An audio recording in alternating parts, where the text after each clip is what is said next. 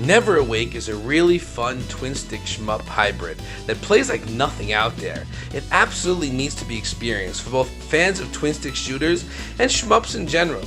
Like most shmups, the screen is constantly scrolling.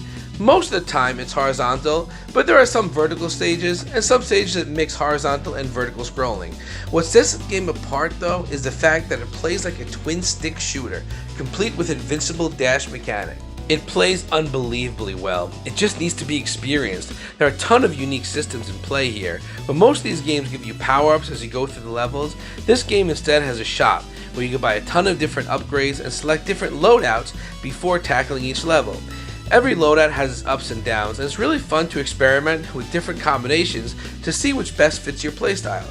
Even the way the levels ends is unique here. Rather than having a set endpoint, the levels loop infinitely. As you destroy enemies, they drop souls that fill a percentage meter on top of the screen. When it hits 100%, the level ends. The same thing happens with the bosses. By not collecting souls, the loops get harder, as do the bosses, but you are rewarded with a higher score if you're into that sort of thing.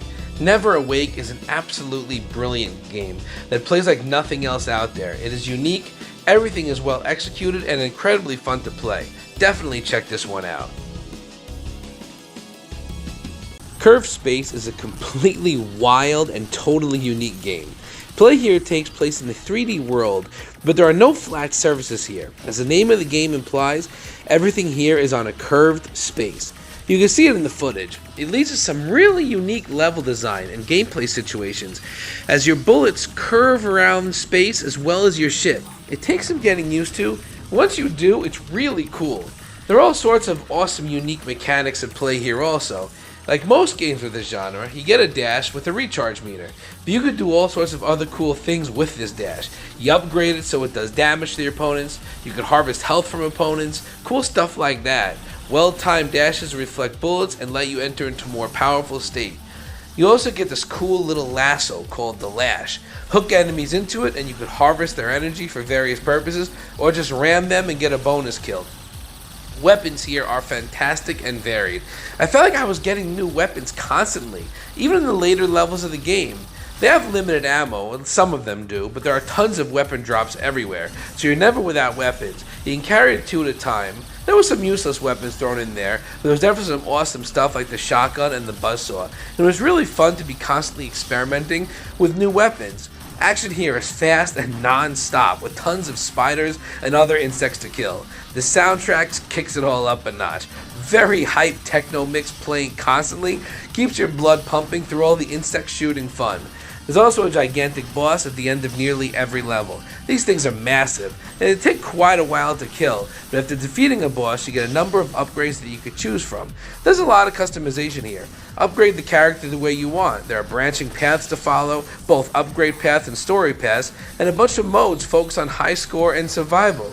Curved Space is absolute fire, and unlike anything I've ever played, this game needs more love. It's $20 on Steam, and if you want a physical Switch copy, it's even cheaper. I think I bought this game on release for $20, but right now, it's on eBay for like $15-16. This game needs to be experienced. It's unique, it's crazy fun, it's just awesome, and it does not get the recognition it deserves.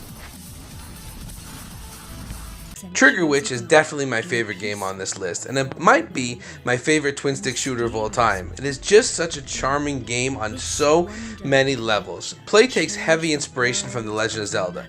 Structurally, the game is kind of similar. You have a large map with varied environments and several dungeons to explore, and the graphics look like an upgraded Link to the Past. Only instead of swords and gadgets, you get a ton of different guns. Control here is tight, and shooting works exactly the way you want it to. You have an invincible dash to get out of sticky situations, and you leave behind buckets of blood, which makes the shooting even more satisfying. Dungeons here are great. Nice varied locales with some light puzzle solving that serve as a way to mix up gameplay, but it won't take you out of the action for too long. This game does a great job of keeping things moving and fun. There's a whole world to explore, but you also get a bright red X to tell you where to go next, so you're never really lost or stuck. and there's still an incentive to explore in the form of different upgrades. Trigger Witch is just a fantastic, beautiful game, and good bloody fun from start to finish. It also has an extremely weird twist at the end, which felt totally out of place, but I really enjoyed it, and it added to the campiness of the game. If you love twin-stick shooters, this game is a must-play. It also has local co-op. I never tested this, but I'd imagine this game would be a blast with a second player. It would almost hark back to a shooting version of Secret of Mana. Godstrike is an impossibly difficult twin-stick shooter. I don't think I've ever played a harder game in my life. The footage you are watching me fail on here is the tutorial boss.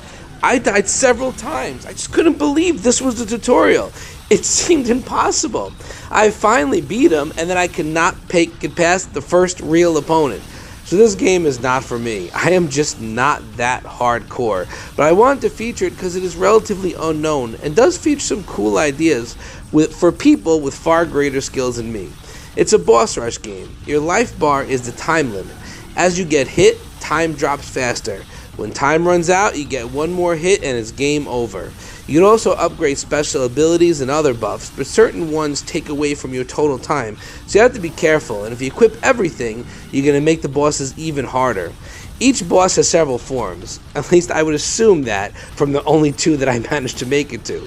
The tutorial boss had 3 forms, and I made it to the 4th form of the first boss, which had to be his last form. He was a little totem pole with 4 heads. Every time you beat a form, the head dies, and I was on his last head, but I can never make it past. You have to be fast. There are tons of bullets to dodge, enemy patterns are switching up constantly, and you don't get a lot of great evasive options, so it's really hard weaving in between these ridiculous bullet hell patterns. It seems like a cool game. I wish there was a difficulty setting to just make it a little easier. As it stands now, there's no way I'm ever playing this game again. But I recognize it's a cool concept, so I wanted to feature it. If you're really good at bullet hell style games and you love boss rush, you probably will get some enjoyment here. I gotta tell you though, I've beaten Fury, I've beaten Battletoads, I've beaten Ghosts and Goblins on Nintendo, I've beaten Super Meat Boy, and here I can barely beat the tutorial. So take that however you want to take it. Zombieland Double Tap is not the best game on this list, but it is a solid twin-stick shooter, which nobody ever talks about. I get it. Movie license games usually don't exactly set the world on fire. The graphics here are nothing remarkable, and its source material is more than 5 years old now. I went in expecting it to be pretty terrible, but it surprised me. It was actually a lot of fun. The shooting is very solid. There are lots of upgrades. The campaign is only a few hours long, like maybe 4, but that's okay. Any more and would have overstayed its welcome. I had a lot of fun blowing through hordes of zombies and exploring the post-apocalyptic environment, which does justice to its source material.